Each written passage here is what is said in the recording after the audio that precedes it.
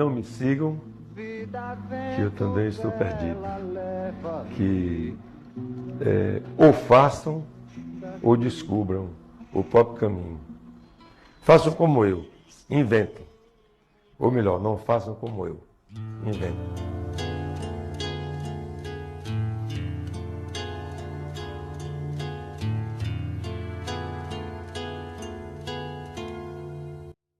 Jacarecanga, um bairro que sem dúvida tem muita história para contar. Os prédios, os casarões e sobrados antigos de décadas atrás revelam um bairro com rico patrimônio material. Grandes símbolos como o Centro Fashion e a Praia Formosa, que demonstram a diversa paisagem da atual região. Renomadas figuras públicas, que foram eternizadas em monumentos e memórias, como Gustavo Barroso, na praça que atualmente tem o seu nome. E é claro, não podemos esquecer daqueles responsáveis pela formação da identidade do bairro no decorrer dos anos, que são os moradores. Tudo isso compõe a identidade de um bairro em que seus dias de glória chegaram ao fim há muito tempo. Confira a seguir a história desta tão singular porção do oeste de Fortaleza.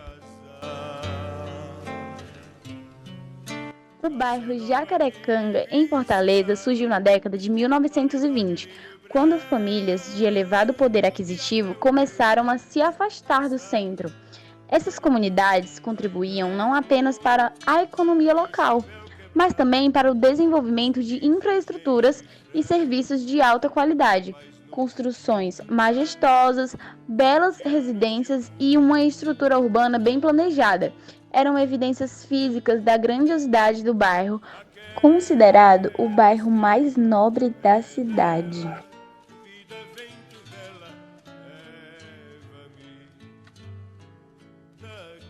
O bairro estava situado em uma área privilegiada, próxima a importantes vias de transporte e comércio. Possuía indústrias prósperas e empresas comerciais de alto nível. No entanto, ao longo do tempo, algumas mudanças ocorreram, fazendo o bairro perder o valor. Houve uma alteração na composição da população, com concentração de moradores de baixa renda e, consequentemente, a saída de familiares de classe alta para outras regiões da cidade, afetando a dinâmica socioeconômica do bairro.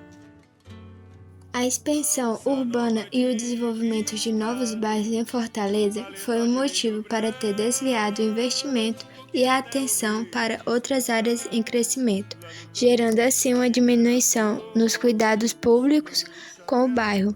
Outro motivo foram as mudanças socioeconômicas regionais, que podem ter afetado a economia local, levando ao declínio das indústrias predominantes ou à falta de investimento na área.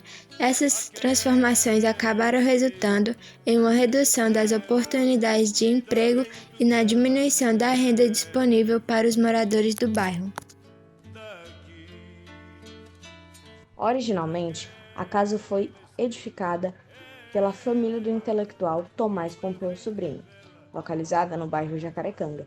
O imóvel se destaca pela forte influência do estilo Art Nouveau, que era comum no bairro de grande poder aquisitivo, que era o Jacarecanga.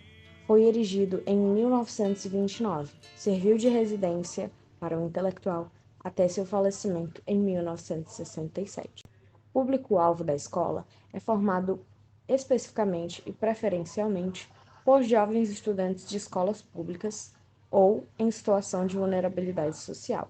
Nos primeiros anos de atuação, a escola se concentrava as atividades pedagógicas na capacitação e conservação de patrimônios culturais materiais e no estímulo e desenvolvimento de projetos ligados à valorização da cultura imaterial do Ceará.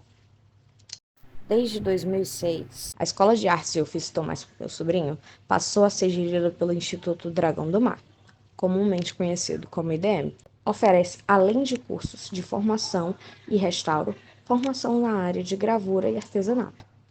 Além disso, através da ação Patrimônio para Todos, que foi iniciada em 2009, mais de 2.000 moradores de várias localidades em Fortaleza e no interior do Ceará puderam ser sensibilizados sobre a importância do patrimônio cultural a partir de identificações, valorizações, significações e ressignificações dos bens culturais locais, ou melhor dizendo, regionais. Atualmente, no bairro Jacarecanga, em frente à Praça Gustavo Barroso, está situada a Escola de Ensino Médio em Tempo Integral Liceu do Ceará, a primeira escola pública do estado e a terceira mais antiga do país. As portas do Liceu do Ceará abriram pela primeira vez em 19 de outubro de 1845, contando com 98 matrículas.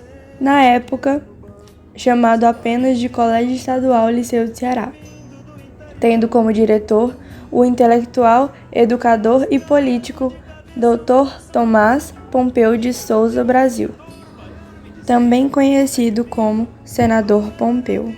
Da época que a escola foi fundada até os dias atuais, o espaço se firmou como uma relevante instituição de ensino, formando gerações de intelectuais, artistas, professores, arquitetos, médicos, advogados, entre outras personalidades que fazem parte do desenvolvimento regional e nacional.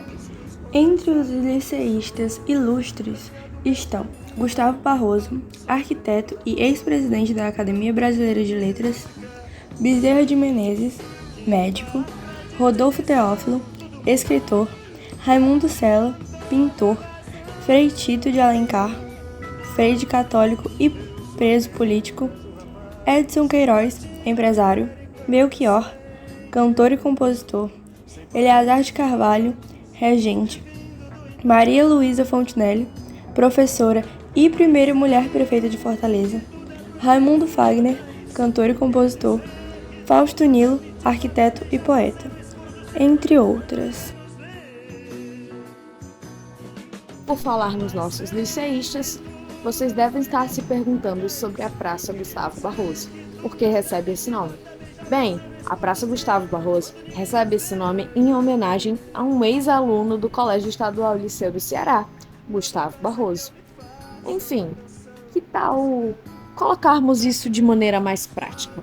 Gustavo Barroso foi um político, escritor, romancista, folclorista, membro da Academia Brasileira de Letras e outras coisas.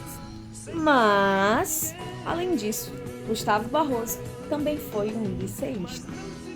Desde muito jovem, apaixonado pela literatura, publicou seu primeiro livro com o pseudônimo João do Norte aos 23 anos de idade. O livro se chamava Terra de Sol.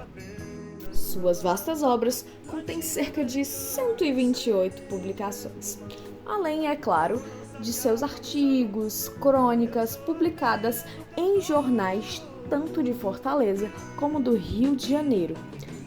Também é importante citar que Gustavo Barroso foi um grande apoiador de Getúlio Vargas, além, é claro, de fazer parte da Aliança Integralista Brasileira.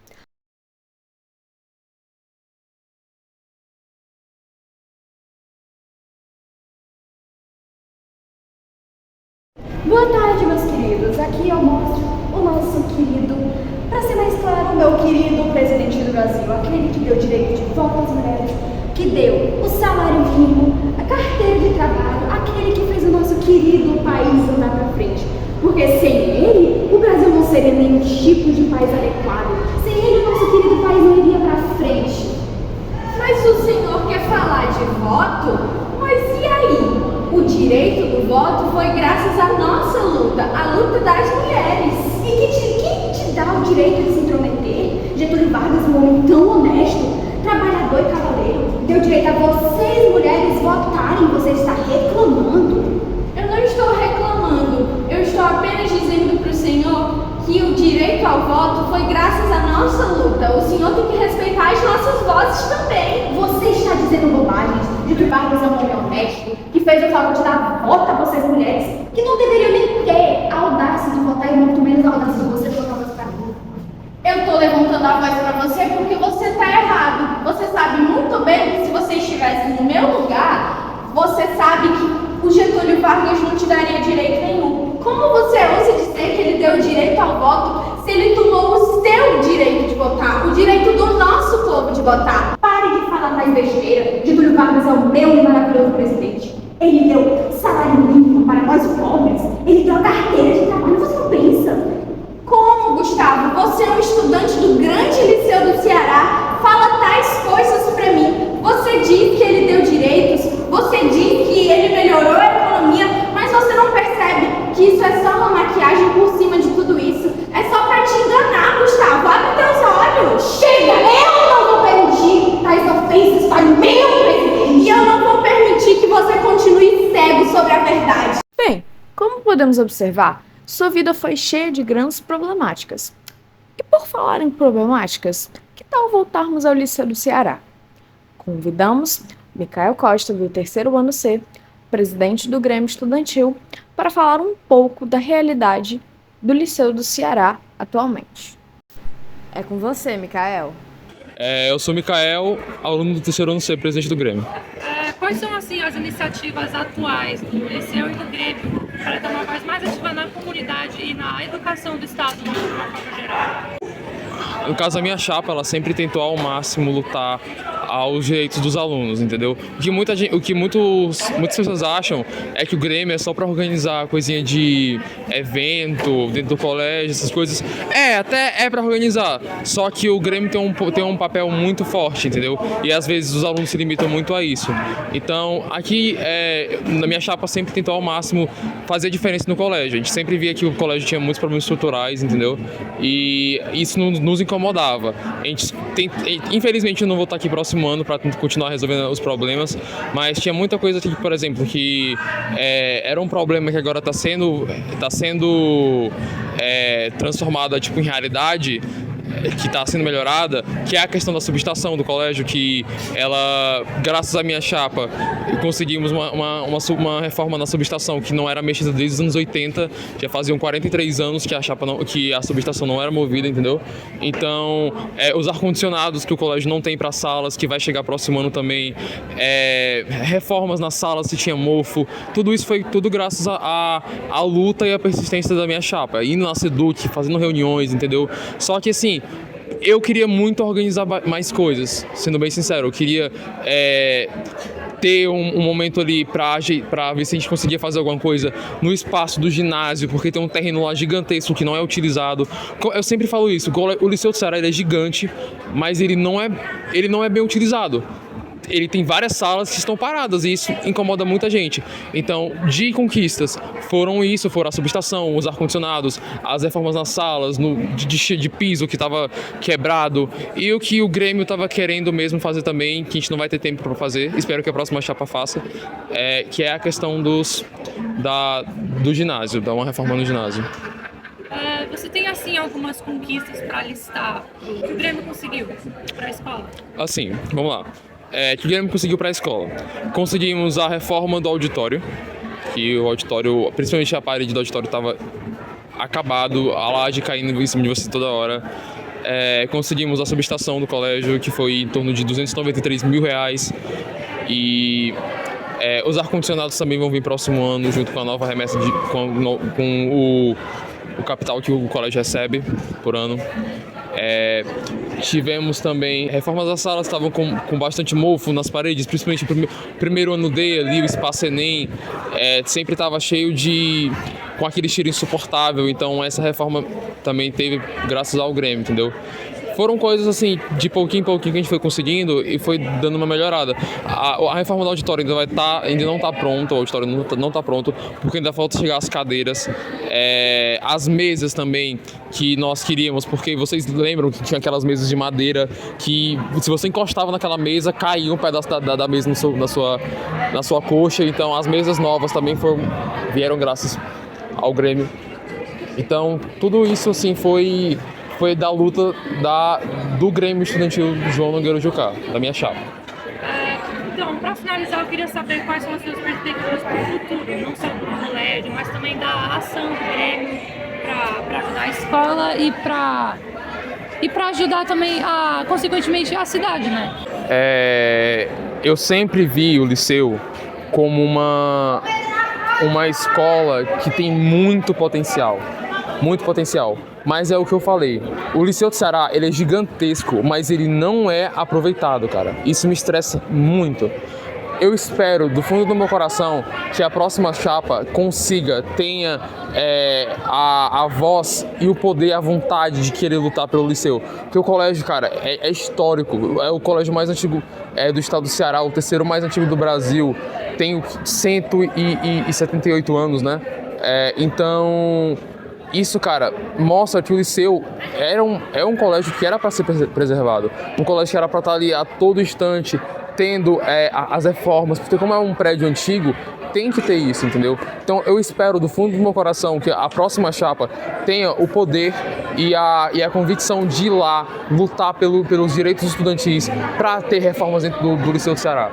Como lá no ginásio, como eu falei, poxa, aqui tem um terreno gigante de areia que dá para ser aproveitado para fazer ou um ginásio novo, ou uma piscina que o pessoal sempre fala, quadra de basquete, dá para fazer lá naquele espaço, cara. Então, se a próxima chapa conseguir ter uma coordenação para organizar uma estrutura melhor para o colégio, não digo só de questão dos materiais, eu digo na questão mesmo do convívio, porque a gente passa o dia inteiro dentro do colégio. Então ter um convívio melhor, ter um convívio, um dia mais divertido, salas sendo utilizadas, com mais projetos, mais coisas, eu tenho certeza que o Liceu do Ceará vai voltar ao que ele era há uns 10, 20 anos atrás, que era o topo. O Liceu do Ceará era um dos melhores colégios, era um dos colégios mais cobiçados do estado do Ceará. Então eu espero do fundo do meu coração que o Liceu do Ceará volte ao topo, cara. É o meu sonho mesmo de que isso aconteça. Além da realidade citada por Micael, também temos outros problemas estruturais que o Liceu do Ceará enfrenta. Muitas salas continuam em desuso. Outra questão que podemos citar é a falta de acessibilidade, seja nos banheiros ou na rampa de acesso, que é muito íngreme para uma pessoa sozinha conseguir subir, sem ajuda. Mas bem, eu acho que eu já passei do ponto aqui. O que eu quero dizer é que, mesmo em sua fase de esquecimento, o Jacarecanga continua em constante transição, em constante mudança, em constante renovação, seja de dentro para fora ou somente pelo olhar dos moradores. Tudo isso acontece num bairro. Esse bairro é o Jacarecanga.